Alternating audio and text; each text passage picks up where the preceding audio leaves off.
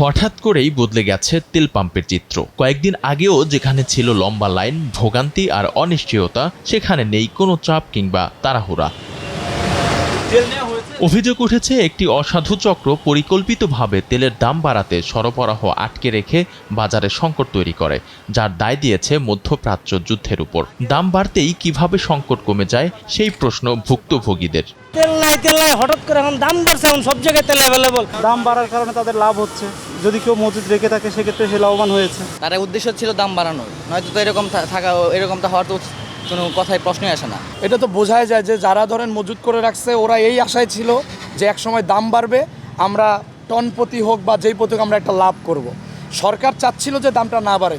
Pump কর্তৃপক্ষ বলছে সরকার অসাধু ব্যবসায়ীদের সুযোগ না দিলে ভোগান্তিতে পড়তো না সাধারণ মানুষ। এখনও সিন্ডিকেটের প্রভাব দেখছেন তারা। এই যে 2 মাস যে সরকার সিন্ডিকেটকে সুযোগ দিল বা যারা অবৈধ মজুতকারী অবৈধ ব্যবসায়ী তাদেরকে সুযোগ দিল, সেই সুযোগও সরকার তাদেরকে না দিয়ে সরকার যদি নিজেই যদি দামটা তখন বাড়িয়ে দেয় তখন কিন্তু এই পেনিকেশনটা আসে না। আমার তো মনে হয় সেই যে যারা দাম বাড়ার আগে যারা মজুত করছিল, তাহলে ওই ব্ল্যাকের তেলগুলো কি চলতেছে মার্কেটে, এই ব্যাপারটাও সরকারকে আমার মনে হয় নজরে আনা উচিত। সমস্যা দীর্ঘমেয়াদী হতে পারে, এ নিয়ে সরকারের কাছে তথ্যের ঘাটতি ছিল, যার সুযোগ নিয়েছে সিন্ডিকেট। তাই অসাধু চক্রের বিরুদ্ধে দ্রুত পদক্ষেপ নেয়ার পরামর্শ দেন বিশ্লেষকরা।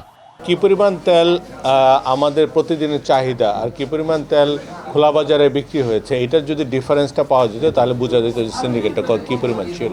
সরকারের মন্ত্রণালয় চাইলে এটা সম্ভব। আমি মনে করি খুব দ্রুত এই ব্যাপারে ব্যবস্থা নেওয়া উচিত এবং কালোবাজারিরা কখনোই দেশের বা দলের শক্তি হতে পারে। চাহিদা ও সরবরাহের তথ্য খতিয়ে দেখে ব্যবস্থা নেওয়ার তাগিদও দেন তারা। আলভি রায়হান, দেশ টিভি, ঢাকা।